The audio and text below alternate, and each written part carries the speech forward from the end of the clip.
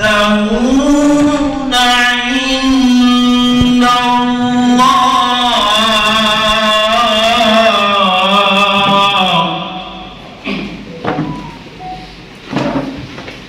والله لا يهدي القوم الظالمين.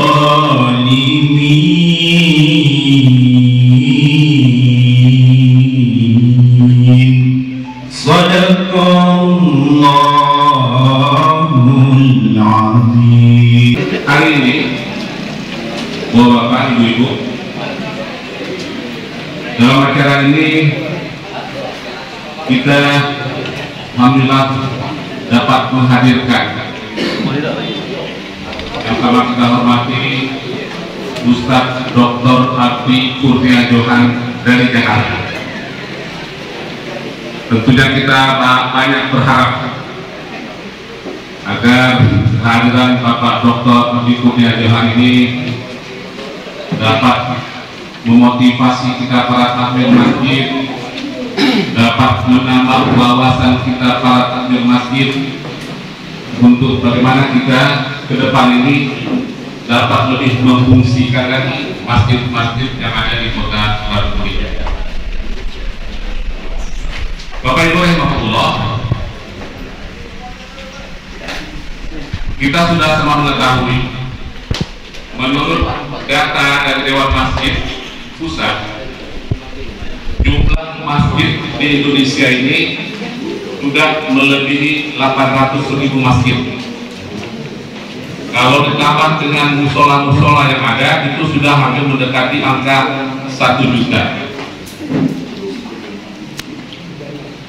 Kalau kita perkecil lagi untuk kota Prabu-Muli, jumlah masjid yang ada itu hampir 250 masjid, hampir 250 masjid, dengan jumlah penduduk muslimnya lebih kurang 180.000. Jadi kalau kita buat rasionya, satu masjid itu lebih kurang buat untuk 900, satu masjid di Prabu-Muli ini untuk 900 umat Islam ya. Jadi kalau 75% baik dari 900 itu rajin aktif ke masjid dan buat masjid di Prabu-Muli. Ada sedikit perubahan ya. Perubahannya bagaimana Bapak Ibu? Kita dapat lihat sudah ada, mungkin sudah mulai ada masjid-masjid itu dibangun, orientasinya bukan untuk bagaimana keberadaan masjid itu dapat mensejahterakan umat, akan tetapi sudah ada sekarang ini masjid-masjid yang dibangun itu dibangun dengan indah, dibangun dengan megah, dibangun dengan biaya yang mahal. Orientasinya adalah bagaimana untuk dapat menarik minat wisatawan. Nah, ini sekarang itu mulai ini berkembang. Kalau ada Bapak Ibu yang sudah berkunjung ke Jawa Barat itu ada namanya Masjid Al-Jabar. Itu dibangun di daerah yang jauh, tapi sekarang ramai dikunjungi karena kemegahannya. Kalau kita sudah berapa tahun yang lalu yang kita kunjungi masjidnya yang manajemennya yang akhirnya akan kita tiru. Jadi kita berkunjung ke Masjid Jogokarian. Bagaimana Masjid Jogokarian itu benar-benar masjid yang sepertinya yang dicintai oleh masyarakat karena memberikan kontribusi buat masyarakat. Pada rumah ibadah, alhamdulillah setiap tahun itu antusias dari para pengurus masjid sekota Prabu-Muli untuk memajukan pembangunan dan renovasi daripada masjid dan musola rumah ibadah lainnya itu sangat banyak. Mengingat keterbatasan anggaran, tidak semua tentu langsung dikabulkan sesuai dengan jumlah yang diajukan. Tapi alhamdulillah Pak Wali Kota dengan kebijakan beliau dan didukung oleh anggota DPC Kota Permuli bisa mengakomodir daripada usulan yang disampaikan masyarakat melalui para pengurus masjid. Tentu pembangunan fisik yang sudah dijalankan atau dibangun, alhamdulillah pada kesempatan pagi ini kita sama-sama mengikuti workshop yang dilakukan oleh DPD Kota Permuli. Bagaimana upaya pembangunan yang sama-sama sinergi dilakukan oleh pemerintah dan masyarakat, juga selaras bagaimana para pengurus masjid untuk memakmurkan masjidnya melalui kegiatan-kegiatan ibadah maupun kegiatan sosial yang ada di seputar masjid. Dan alhamdulillah melalui TNI kami apresiasi dan kita amati bahwa koordinasi yang dilakukan TNI kepada seluruh jajaran pengurus itu didukung. Tepuk tangan dulu untuk ketua, kita semangat. Ini terbukti dari jumlah serta yang hadir ini penuh. Insya Allah niat baik, semangat yang kita miliki semua dalam rangka untuk melakukan kepengurusan masjid bisa berjalan dengan baik dan didukung oleh masyarakat sekitar. Banyak rujukan. Kami tahu di sini ada anggota DPRD, kemudian di Pak Romudan ini bos kami dulu, kemudian banyak juga para pekerja maupun juga pejabat-pejabat di ini Pak Hartono lagi mantan Kasat Pemimpin, kalau banyak ilmunya. Tapi kita ketahui memang menimba ilmu itu tidak mengenal usia. Sampai lanjut juga kita dituntut untuk terus mengembangkan pengetahuan dan keilmuan. Sarapan pagi dengan roti lebih enak sambil ngopi. Pagi ini kita mengikuti workshop dari DPI. Semoga kita selalu diridhoi Ilahi. Demikian Bapak Ibu yang dapat kami sampaikan, kurang kami mohon maaf. Wassalamualaikum warahmatullahi wabarakatuh. Kita sering mendengar bagaimana masjid itu harusnya dikelola. Kalau kita lihat di slide awal, di bagian awal, ya tadi bagaimana slide awalnya? Nah ini syariat itu diturunkan dalam rangka menjaga harta manusia. Maka setiap perbuatan yang menghilangkan, merampas atau mengambil hak milik orang lain dengan cara melawan hukum, perbuatan itu diharamkan. Nah, ibadah itu punya konteks di situ, ada tujuannya. Kenapa kita datang ke masjid? Pasti ada tujuannya.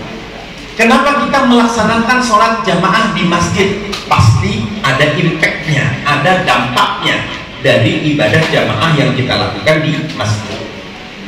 Ya, maka konsepnya seperti ini, bahwa ibadah ada tujuan, untuk bisa mencapai itu ada perangkat ilmu, untuk bisa melaksanakan agar ilmu itu betul-betul terrealisasi, konkret bisa dirasakan, maka harus ada fasilitas.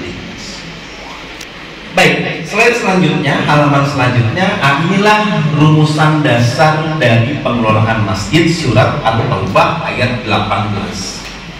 Innama ya'muru masajidallahi man amana billahi wal yawmil akhir wa aqamas salata wa atas zakata wa lam yakhsha illa Allah fa'asa ulaika ayyakunu minal muhtadin. Maka goals atau tujuan dari pengelolaan masjid itu adalah muhtadin, mendapatkan hidayah. Jadi kalau diterjemahkan, innama ya'muru, sesungguhnya yang memakmurkan rumah-rumah Allah hanyalah orang yang beriman kepada Allah dan hari akhir. Jadi kalau tidak punya iman, tidak ada iman kepada Allah dan hari akhir, maka dia tidak mau memakmurkan rumah Allah. Itulah kenapa muncul fenomena orang bersikap otoriter dalam mengelola masjid. Dia tidak mau transparan karena tidak ada rasa iman kepada Allah dan hari akhir. Jadi ini dulu yang dibangun. Maka menjadi pengurus masjid itu yang pasti dia keluar uang, bukan mendapatkan uang. Ya, ini berlaku dalam kaitannya dengan pengurusan orang banyak. Kiai Ahmad Dahlan mengatakan jangan cari hidup di Muhammadiyah, tapi hidupi Muhammadiyah. Kiai Hasyim Asy'ari juga mengatakan begitu, jangan cari hidup dari NU, tapi hidupi NU. Kiai Hasyim Muzadi mengatakan orang yang berkorban untuk orang banyak, maka Allah akan datangkan rezeki orang banyak. Tapi orang yang hanya memikirkan dirinya sendiri, belum tentu dia mendapatkan kecukupan. Karena itu menjadi pengurus masjid yang harus siap untuk keluar membantu masjid. Jadi jangan mencari keuntungan dari masjid. Karena itu basis pertamanya adalah amanah billahi wal yaumil akhir. Lalu kemudian yang kedua wa aqamas sholat. Pengurus masjid harus rajin sholat di masjid.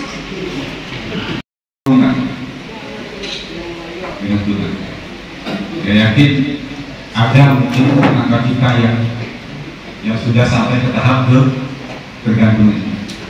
Tetangga saya ada, dia bapaknya sampai menangis pada saya. Bagaimana caranya supaya dia lepas daripada itu? Kendaraan ibunya PNS sampai digadaikan, saking gitu tergantungnya. Kalau barang rumah, labornya nih berasa dulu habis, sekarang habis, ya pergi kepada ini Pak pergi kan, begitu dasarnya. Ini untuk mengetahui sekilas-sekilas saja. Ya lanjut. Nah, ini barangkali seperti ini. Ini ganja. Jadi kalau di Remburi dulu bisa rasa ganja. Kalau di Pak Lawang, terakhir kami di Pak Lawang itu ungkap kurang lebih 1 hektar. Jalan kaki dan yang lintas dan saya ikut langsung itu 1, 2, 3 jam.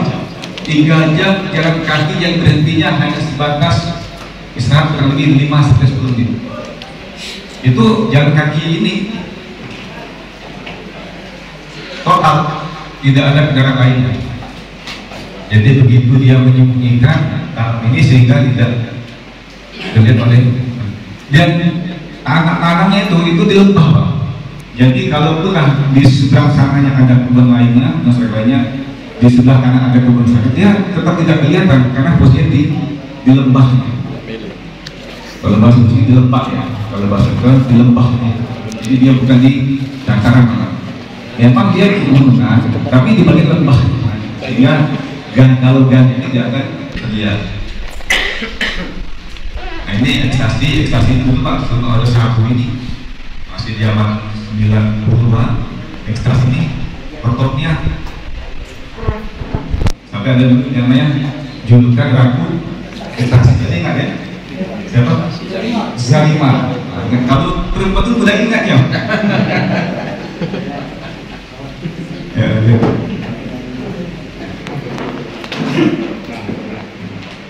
Nah ini Pak, ini yang perlu kita pahami. Perlu kita pahami. Lanjut begini. Jadi ada cerita kepala desa ke ruang saya. Yang dibahas itu masalah perusahaan. Pada di ruang Kapolsek, saya masih Kapolsek, ngobrol ada perusahaan, kepala desa, ada warga desa. Orang ketok itu tuh lompat di pangkal. Ini memang menjadi tipe kami kan. Saking begitu dicurigai, bahkan untuk apakah kota saya kan? Namanya Surau Kapolsek. Ini yang ada di poin selalu cerita dan Pak Alasan. Jalannya Pak. Ya kan itu.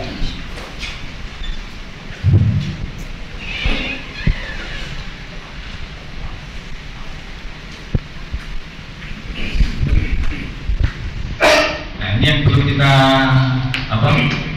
yang kita perlu pahami yang faktor pemicunya ini.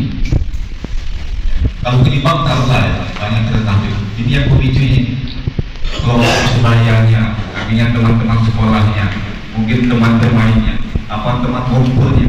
Ingin memberikan saran kepada polisian, kiranya kalau bisa silaturahmi, entah itu ke sekolahan, SD, SMP, SMA, maupun masjid 1 bulan sekali untuk memberikan arahan kepada jamaah.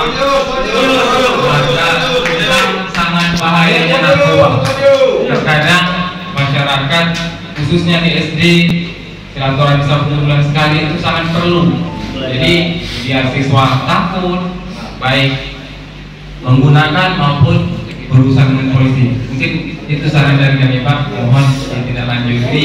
Jadi bisa kami silaturahmi dengan kepolisian dan warga bisa mengenal begitu bahayanya narkoba.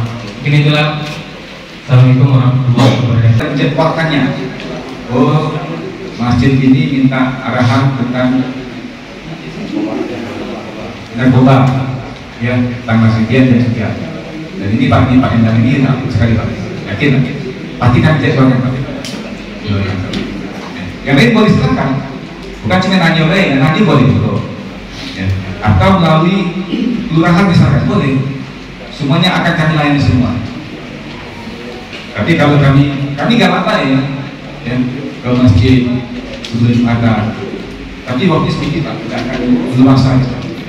Kami kan hanya satu arah saja kami nyampaikan. Kalau itu tidak ada leluasa, kita bisa diskusi lah kita. Makasih Pak ya. Semua berdasarkan prestasi. Ya, yang dapat sebagian ini jangan iri yang dapatnya sedikit. Yang penting terdistribusi dengan baik. Bandar itu Pak, bahasanya bandar halus Pak. Bandar Pak di mana-mana Pak, namanya bandar kalem Pak. Kalem betul. Nggak ada bandar tuh bewokan, nggak ada Pak. Ini pakai belang bahan, nggak ada. Halus Pak, santun, pakai dasi, keren Pak bandar itu Pak. Ya, jadi orang munafik juga begitu.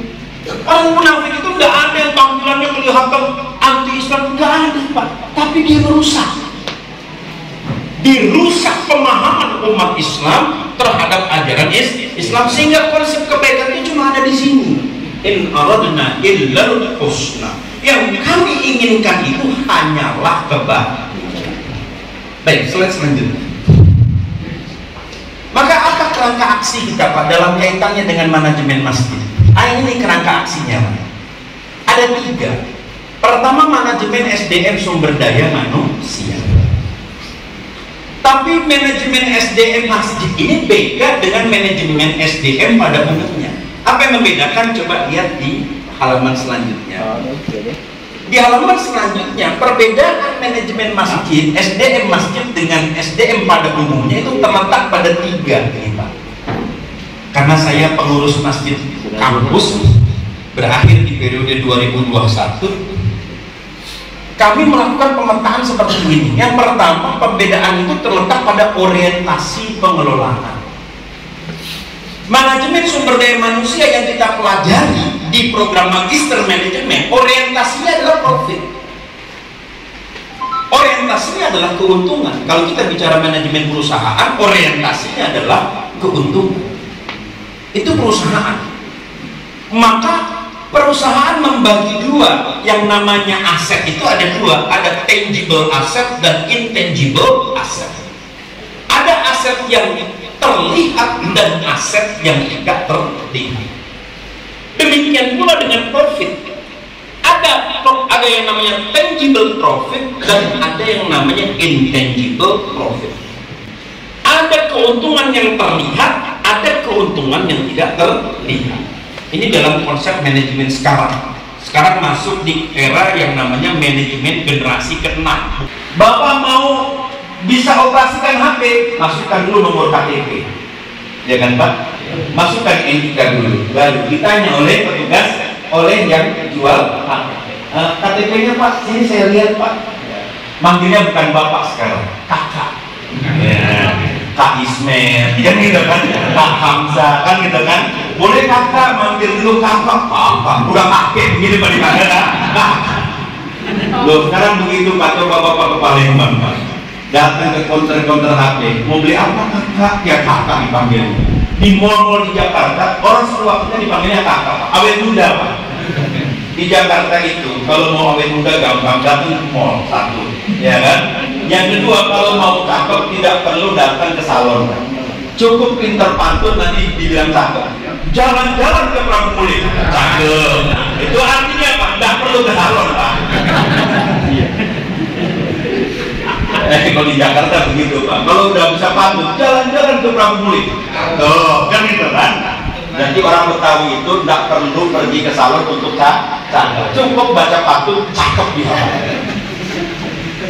Nah, jadi perbedaannya di sini orientasi pengelolaan masjid itu bukan profit.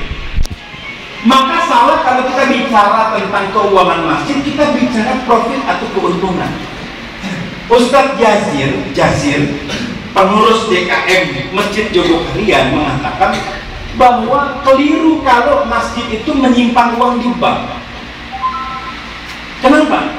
Karena dengan menyimpan uang di bank, yang diuntungkan itu pihak bank, bukan masjid. Dewan Masjid Indonesia bersatu berupaya wujudkan cita mulia, tingkatkan kualitas